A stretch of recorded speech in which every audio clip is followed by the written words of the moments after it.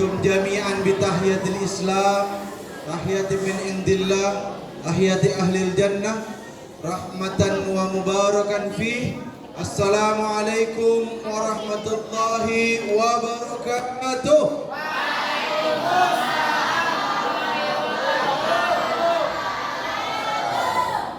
Alhamdulillah, salatu wassalamu ala rasulillah wa ala alihi wa sahbihi wa mawala, wa la hawla wa la quwwata illa billah. Yang sama-sama kita hormati dan kita muliakan Bu Sri Wahyu Handayani. Wahyu Handayani, maaf Ibu, kurang hafal ya. Bu Sri yang lain. Sebagai Kepala Sekolah SMK BHM Jati Asih Bekasi dan seluruh jajarannya, mohon maaf tidak bisa saya sebutkan satu persatu tanpa mengurangi rasa hormat saya. Dan Ustadz Khairul Umam selaku komite yayasan, selaku pengurus yayasan atau ketua yayasan, pengurus atau ketua? Pengurus yayasan. Tapi kalau dilihat sih nggak kurus, gemuk sekarang ini, masya Allah. Nyaingin saya ini. Berarti bukan pengurus, pembesar. Dan seluruh siswa-siswi, lah siswanya mana? Ada. Alhamdulillah. Saya lihat di sini cewek semua tuh. Di sini ternyata. Masya Allah. Seluruh siswa-siswi SMK Bina Husada Mandiri yang saya cintai dan yang mencintai saya. Saya ulangi salam saya. Assalamualaikum warahmatullahi wabarakatuh. Waalaikumsalam warahmatullahi wabarakatuh. Saya heran. Ini bukan pertama kali saya kesini. Dan bukan sekali dua kali saya kesini. Kenapa setiap jawab salam salah terus? Oh iya, baru ingat. Ulangin lagi. Bersama-sama pergi ke laut, berdua-dua melihat pelangi. Salam pertama kurang disambut, salam kedua saya ulangi. Assalamualaikum warahmatullahi wabarakatuh.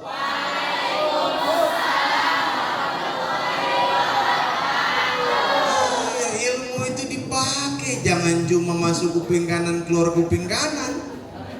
Kagak sempet masuk, balik lagi. Alhamdulillah kita sekarang ada di bulan Februari baik. Tahunya Februari karena bentar lagi katanya Pelenten. Tahu Pelenten? Yang di atas itu laki perempuan, pelenten. Oh pengantin, oh, salah, astagfirullahaladzim. Pelenten tanggal berapa pelenten? 14. Isra Mi'raj tanggal berapa? Kekunci lidah lo kan? Kekunci kan lidah lo kan? Tanggal Masya Allah. Isra Mi'raj tanggal 20. Masya Allah, itu yang gendut itu dikasih hadiah itu, tolong kasih mobil, minimal brosurnya kasih. Kita mah giliran budaya kafir apal bener, giliran budaya Islam lupa. Saya mau tanya nih, Isra Mi'raj Rasulullah Muhammad sallallahu alaihi wasallam itu dilakukan saat Nabi kondisinya sedang apa? Sedang bahagia, sedih, kecewa, apa? Sedih. Kenapa sedih? Karena ditinggal kekasihnya Siti Khadijah radhiyallahu anha. Kenapa ditinggal mati Siti Khadijah Rasul sedih? Halo. Pokoknya masih ada yang ngeliat HP, saya masih diem dah, nggak mau dilanjutin dah. Iya, HP lu iPhone 15 Pro Max, gue tahu. Tapi simpen dulu nampak, simpen dulu. Ntar kita lanjut. Rasul ditinggal mati Siti Khadijah, kenapa beliau sedih? Karena Siti Khadijah bukan sembarang istri. Istri bukan sembarang istri, cakep lagi, pantun. Rasulullah mencintai Siti Khadijah bukan karena beliau orang yang baik, tapi beliau orang yang totalitas sebagai istri. Apa totalitas Siti Khadijah? Halo? Yang kagak fokus dengerin ceramah, saya doain lakinya kawin lagi. Belum punya laki ya? Belum punya laki. Saya doain lakinya jenggotan kayak Reza Rahardian. Amin malah, amin.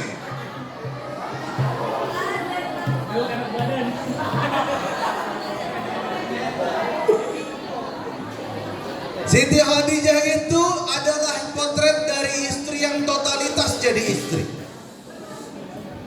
Waktu Nabi pertama kali dapat wahyu di Gua Hira,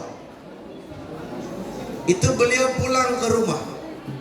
Apa yang dilakukan Siti Khadijah? Menenangkan Rasulullah. Ketika Rasul sudah tenang, apa yang dikatakan Siti Khadijah? Apa dikatakan Rasulullah? Zammiluni, saya takut. Selimuti saya. Kata Siti Khadijah, jangan takut wahai suamiku, karena engkau tidak akan pernah ditinggalkan oleh Allah Subhanahu wa ta'ala. Kenapa engkau tidak pernah ditinggalkan oleh Allah? Karena engkau selalu menyambung silaturrahim, karena engkau selalu membantu orang yang miskin, dan engkau selalu ada di pihak kaum yang lemah dan du'a, dan engkau tidak akan pernah ditinggalkan oleh Allah Subhanahu wa ta'ala. Jadi Nabi dalam kondisi yang tidak pernah dibayangkan sebelumnya, dalam kondisi sulit, dibantu oleh Siti Khadijah. Bahkan ketika Rasulullah SAW dalam keadaan ditinggal oleh kaumnya di Mekah, dakwah Nabi apa dapat sambutan baik? Enggak. Pendukung Rasul di Mekah yang masuk Islam sekitar 100-an, enggak sampai 1000, sedikit. Dan itu pun mayoritas dari kalangan budak, dari kalangan orang miskin, hanya sebagian dari kalangan orang kaya. Apa yang dilakukan Siti Khadijah radhiyallahu anha? Beliau membantu dakwah Rasulullah bukan dengan sebagian hartanya, tapi dengan seluruh harta yang beliau punya. Hanya ketika Siti Khadijah meninggal, Rasul sedih. Bukan cuma itu, di tahun yang sama Rasulullah ditinggal mati juga oleh seorang paman beliau yang sangat luar biasa. Apa istilahnya tuh? Orang yang sangat berjasa dalam dakwah Rasul di awal-awal dakwahnya. Sampai saking berjasanya Abu Thalib, ada sebagian ulama yang mengatakan Abu Thalib itu muslim. Ya, mayoritas ulama ahlu sunnah mengatakan Abu Thalib itu, mayoritas mengatakan kafir, karena ada hadis sahih yang mengatakan dia sampai akhir hayatnya tidak bersyahadat. Tapi ada sebagian ulama juga yang mengatakan Abu Thalib itu muslim, karena Nabi Muhammad datang ke Abu Thalib berhari-hari, dan diantaranya Abu Thalib itu ada pernah bersyahadat. Ada di sebuah riwayat dikatakan begitu, tapi riwayatnya diperselisihkan kesahihannya. Tapi ingin saya katakan adalah begitu berjasanya Abu Thalib kepada dakwahnya Rasul. Kalaupun dia kafir, tapi kekerabatannya kepada Rasulullah, bantuannya kepada Rasulullah, suaka politik yang diberikannya kepada Rasulullah membuat Rasulullah tidak pernah sekalipun bisa dipukul, bisa dicolek, apalagi dibunuh oleh kaum kafir Quraisy. Kalian ngerti nggak suaka politik? Nggak ngerti. Suaka itu perlindungan. Politik itu dalam dunia politik. Dakwah butuh yang namanya politik. Rasul mau dibunuh berkali-kali, tapi selama Abu Thalib hidup nggak ada yang berani ngebunuh Rasul karena suaka penting suaka politik. Kalau kita dakwah tapi nggak punya suaka politik, dikerjain mulu sama penguasa yang zalim. Kadang ban mobilnya dikempesin. Di Medan pernah tuh, lagi ban mobil dikempesin. Tempat ceramah dipindah-pindah. Kenapa? Karena suaka politiknya nggak ada. Banyak hambatannya. Maka poin penting pertama yang kita ambil dari kisah Isra Mi'raj Rasulullah Muhammad SAW adalah bahwa Rasulullah ketika sedang sedih, beliau dihibur oleh Allah Subhanahu wa Ta'ala dengan memperjalankan Rasul dari bukan sekedar Mekah, tapi dari bumi ke Sidratul Muntaha. Nah, berarti apa tuh pelajaran pertamanya? Pelajaran pertamanya adalah ketika kita lihat ada saudara kita, ibu kita, ayah kita, teman kita, guru kita, siapapun orang yang kita kenal, ketika kita melihat siapapun di antara mereka bersedih, maka kewajiban kita adalah menghiburnya, menghilangkan kesedihan dari hati orang Islam. Itu juga bagian dari ibadah. Siapa di antara kalian yang pernah ke Madinah? Besok. Saya mau tanya, Ustaz Hadarul Umam pernah ke Mekah, pernah umroh? Bolak-balik kira-kira dari sini ke Madinah, balik lagi ke sini berapa uang? Sekarang kira-kira berapa? Kira-kira? Sekarang paling murah itu 26. 26 kali 2 itu baru sononya doang. Allahu Akbar, Allahu liman hamidah. Bolak-balik 50 juta. Sekarang saya mau korelasikan dengan sebuah hadis Nabi. Baik-baik, dengerin baik-baik. Halo, bisa masih ngomong baik. Baru gue suruh ke depan nih temen gue ngomong nih. Iya seru banget, emang lagi ceritain iPhone 15 Pro Max baru beli kemarin di Roxy. Tahu banget. Ya gak lama kok insya Allah. Sampai mana kan lupa aja di saya. 50 juta baru bolak-baliknya doang. Nah, relasikan dengan hadis Nabi. Apa kata Rasul? Aku lebih suka memenuhi hajat seorang muslim daripada iktikaf di Masjid Nabawi selama 1 bulan. Ayo hitung-hitungan ayo. Bolak-balik 50 juta. Ongkos hidup di Masjid Nabawi berapa 1 bulan? Taruhlah 5 juta, 10 juta, 60 juta. Kata Nabi, membantu menyelesaikan hajat seorang muslim itu lebih baik daripada iktikaf di Masjid Nabawi 1. Ini kalau kalian nih dikasih uang sama Ustadz Khairul Umam 60 juta. 60 juta. Kita doain Ustadz Khairul Umam gajinya 50 triliun 1 bulan.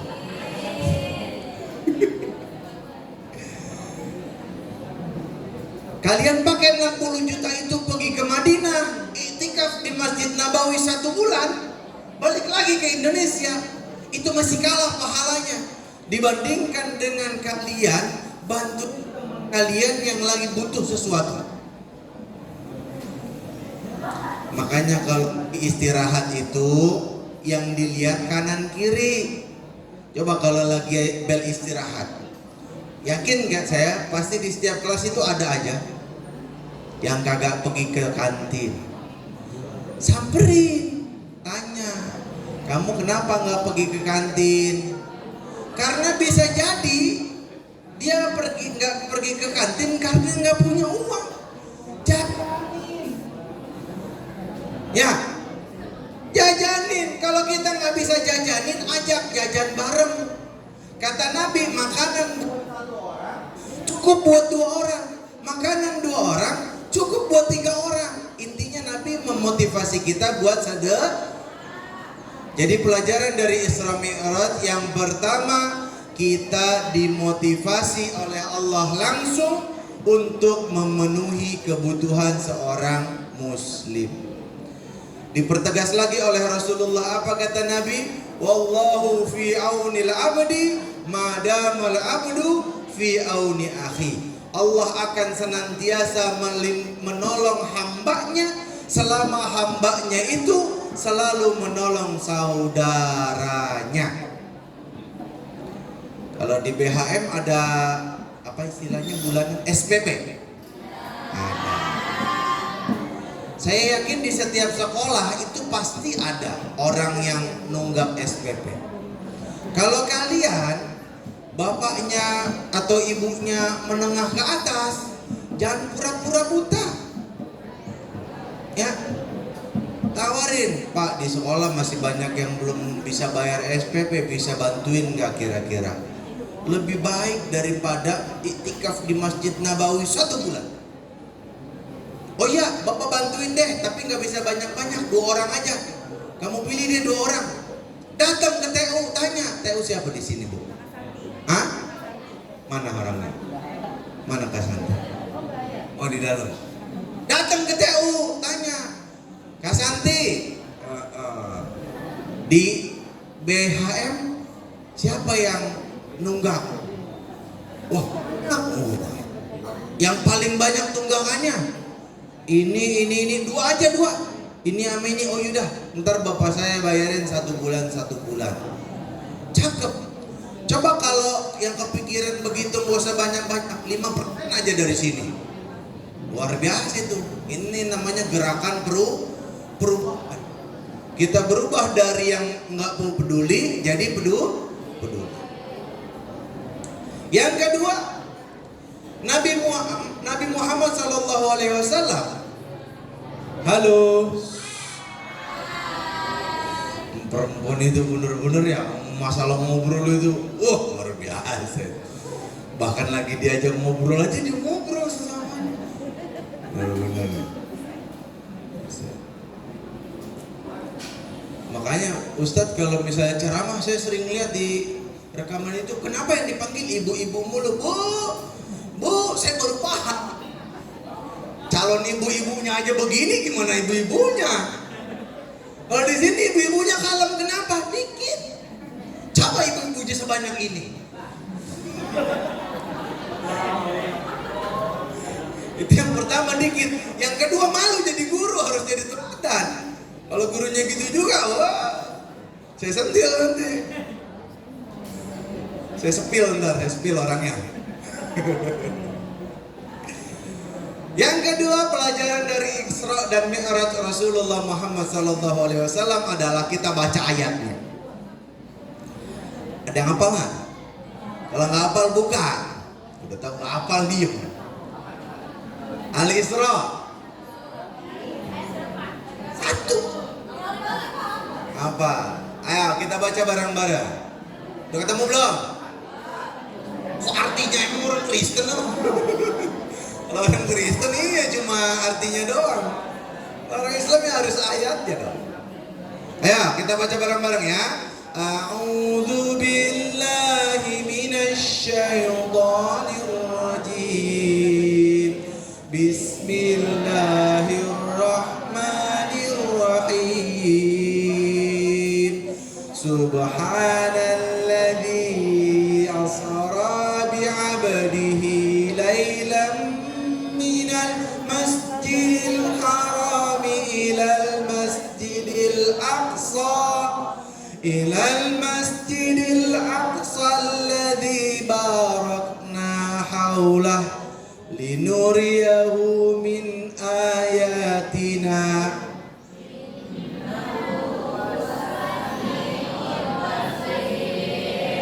Kalau ada suaranya harus dipancing dulu. Artinya apa?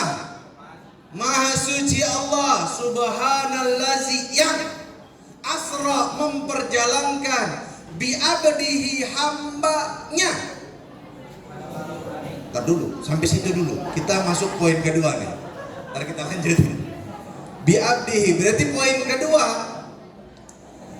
bahwa Isra Mi'raj mengajarkan kepada kita bahwa kita harus bangun integritas.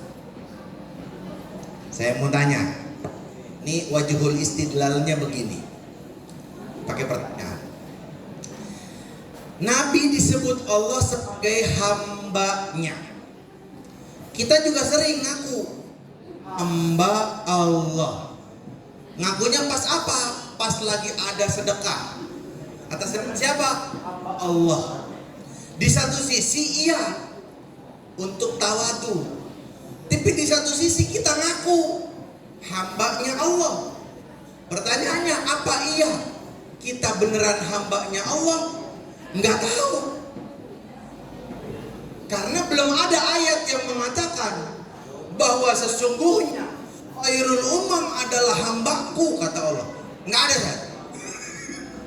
Nggak ada juga bahwa sesungguhnya Junaidi Putra adalah hambaku, kata Allah. Nggak ada. Jadi kalau kita ngomong hamba Allah itu baru ngaku. Sementara Rasulullah mengakui dirinya sebagai hamba Allah, bukan cuma ngaku, diakuin. Emang kalau kita ngaku sebagai hamba Allah, lantas Allah jawab? Belum tentu. Aku hambamu ya Allah. Lalu Allah jawab, iya ya. Gitu. Berarti iya. Bener?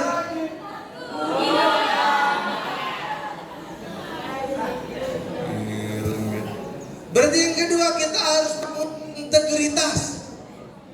Kita jadi orang baik bukan karena kita ngaku ke orang-orang, gue orang baik. Kita jadi orang baik karena orang yang ngaku bahwa kita orang baik. Kalian pernah nyolatin jenazah nggak? Khususnya yang laki dah.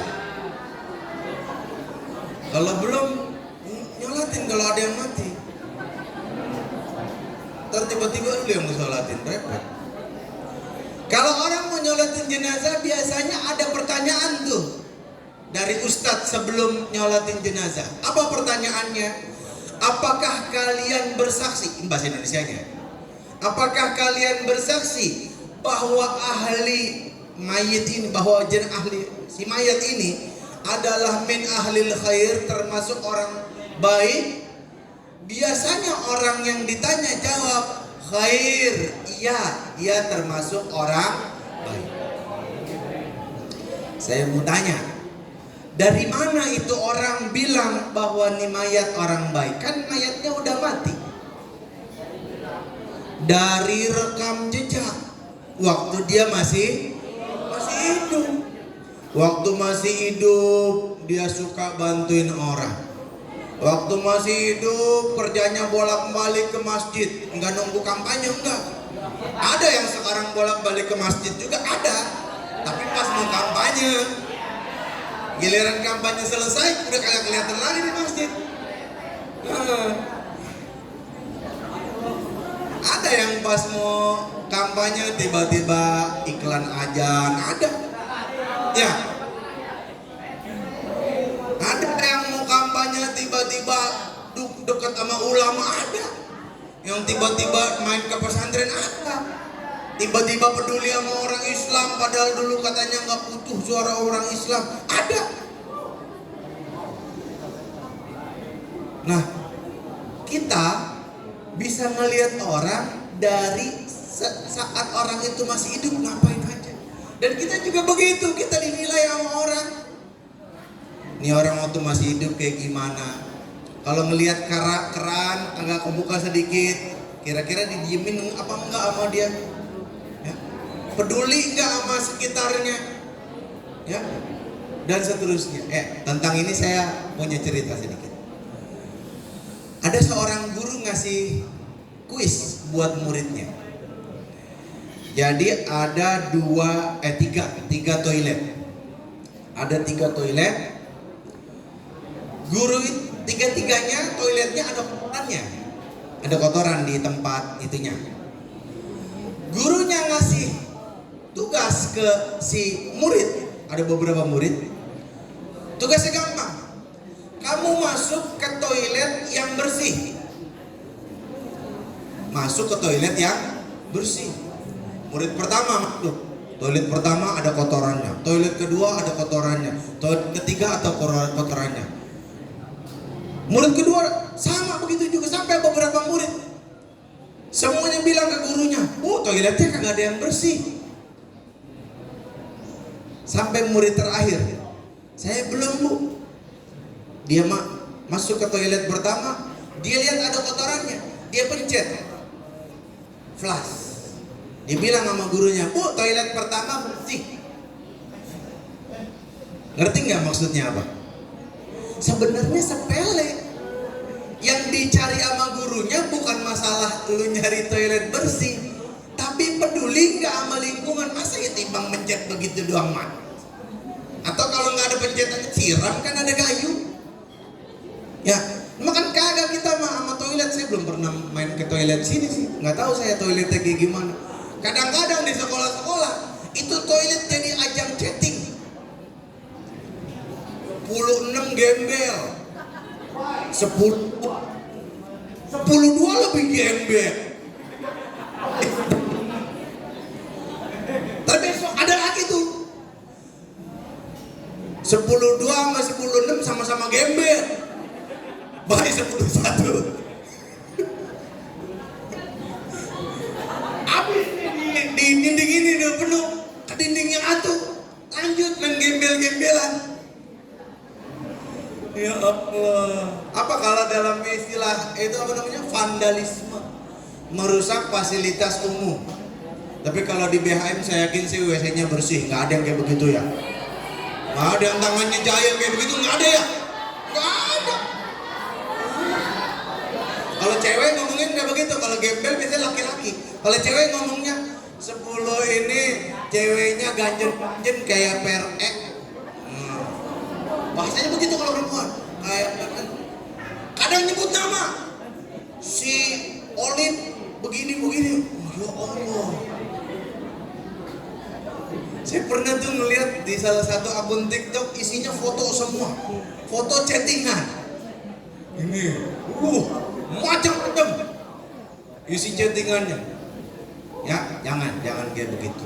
Kalau kita nggak bisa memperbaiki, minimal jangan ngeruh. Yang ketiga pelajaran dari Isra Mi'raj adalah, tadi sampai mana? Bi'abadihi lailam minal masjidil haram. Kenapa yang disebut itu masjid? Kenapa yang disebut enggak negara, enggak lapangan, enggak museum, enggak istana? Kenapa yang disebut itu masjid?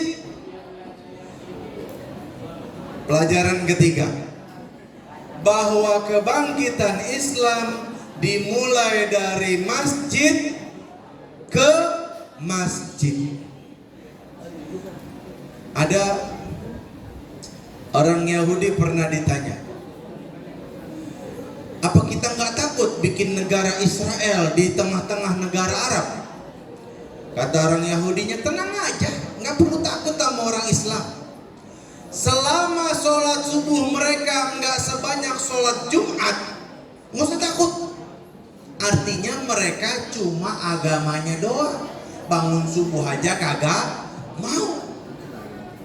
Statusnya doang Islam, bangun subuh kagak. Jangankan bangun subuh, duduk waktu ceramah aja berat, sampai nyender kan. Tapi di sini nggak ada yang nyender ya, saya lihat tuh duduk semuanya tuh, ya duduk semuanya, nggak ada yang nyender ini makanya. Masya Allah. kagak ngerti sarkasme di sini mah. Kagak ngaruh. Typo dikit nggak ngaruh.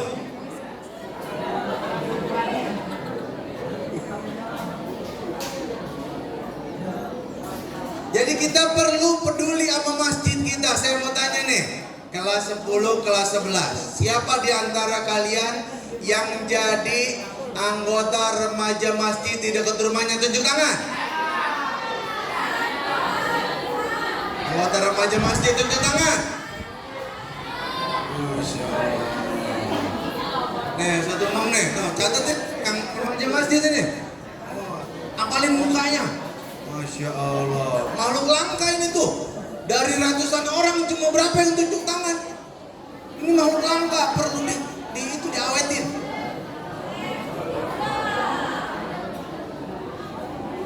Heran saya giliran jadi fans K-pop kayaknya pada seneng banget. Tapi giliran jadi remaja masjid kok ogah. Kenapa? Imamnya nggak ada yang secakep Jimin. Apa? Khotibnya nggak ada yang kayak Tanjung. Mubaliknya nggak ada yang kayak Jin. Ada penyanyi Korea namanya Jin. Kan beda dikit sama saya ya. Jun. Lah, saya mau bikin fandom ini. Mau daftar, isi link di bawah ini. Yang keempat, minal masjidil harami ilal masjidil. Apa pelajaran yang keempat? Kita nggak boleh lupa sama saudara kita di Palestina. Undang-undang kita mengatakan bahwa sesungguhnya kemerdekaan itu ialah hak segala bangsa. Maka oleh sebab itu penjajahan di atas dunia harus dihapuskan karena tidak sesuai dengan dan saya mau tanya, negara mana di dunia ini yang belum merdeka? Tinggal satu, Palestina. Ketika kita mengatakan penjajahan di atas dunia harus dihapuskan, berarti kita siap untuk menjadi bagian dari perdamaian dunia dan menolak semua jenis penjajahan. Dan Soekarno juga terang-terangan mengatakan, apa kata Soekarno? Selama kemerdekaan belum diberikan kepada rakyat Palestina, maka selama itu pula Indonesia akan berada di barisan paling depan untuk mendukung kemerdekaan Palestina. Takbir!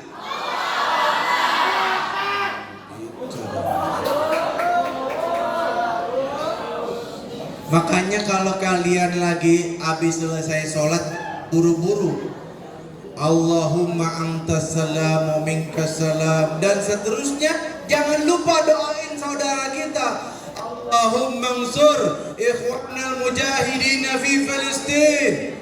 Allahumma ansur ikhwanal mujahidin fi Gaza. Allahumma ansur ikhwanal mujahidin fi kulli makan wa fi kulli zaman. Jangan lupa doain Palestina. Yang kelima, alladzi barakna haulahu linuriyahu min ayatina. Saya mau tanya, halo. Allah bilang Palestina itu tanah yang diberkahi. Dan Allah bilang tujuan Isra Mi'raj itu supaya Nabi ngelihat tanda kekuasaan Allah. Saya mau tanya, yang dilihat Nabi itu apaan? Saat Isra Mi'raj yang dilihat Nabi apaan? Apa gunung tangkuban perahu? Apa candi Borobudur? Terlalu kecil. Yang dilihat sama Nabi apa? Sidratul Muntaha. Nih biar ada gambaran nih ya, biar ada. Ini bumi. Ini bumi kita nih. Kita segini nih gedenya. Dibanding bumi kita debu. Dibanding gedenya bumi kita debu. Kecil. Tapi bumi, kata Nabi, jika dibandingkan dengan langit pertama, seluruh volume langit pertama itu seperti cincin dibuang di padang pasir. Lalu bumi beserta semua langit pertama itu dibandingkan dengan langit kedua, itu seperti cincin kecilnya dibuang di padang pasir. Begitu seterusnya sampai Sidratul Muntaha, langit ketujuh Sidratul Muntaha. Artinya ketika Nabi diangkat oleh Allah naik apa? Ketika Allah mengangkat Rasul ke langit, langit bumi kelihatan gede apa kelihatan kecil dari langit? Artinya semua masalah yang ada di bumi itu ditinggal lagi sayang-sayangnya itu ada temen kagak bayar utang itu masalah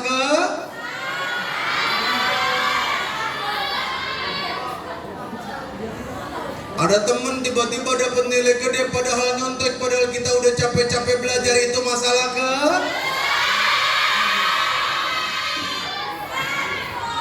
ada guru kerjaannya marah-marah mulu padahal kita sampai tengah malam ngerjain PR itu masalah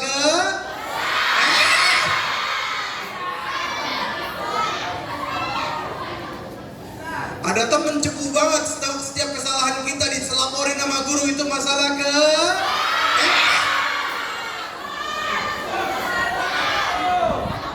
salah gede semua. Yang ngomong-ngomong panitia, mohon maaf, jam berapa ini? Oh, oke.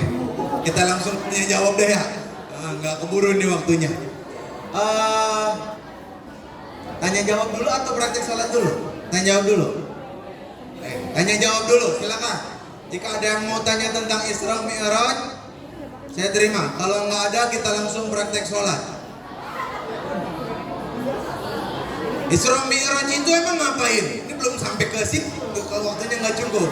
Isra Mi'raj ngapain? Nerima perintah sholat. Sholatnya harus benar. Ada pertanyaan tentang Isra Mi'raj nggak?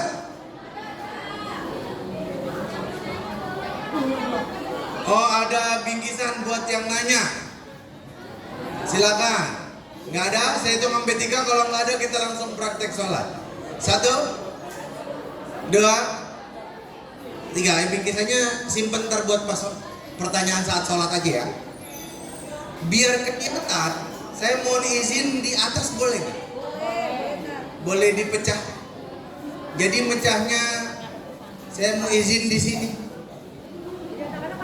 Di sini. Saya mau naik. Kalian maju.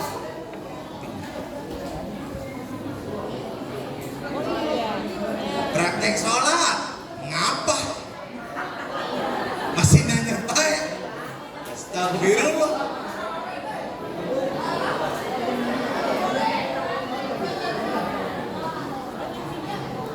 Nih petangan nggak apa-apa.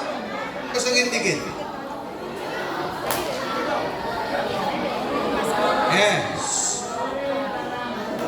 Udah nggak apa-apa, matiin aja.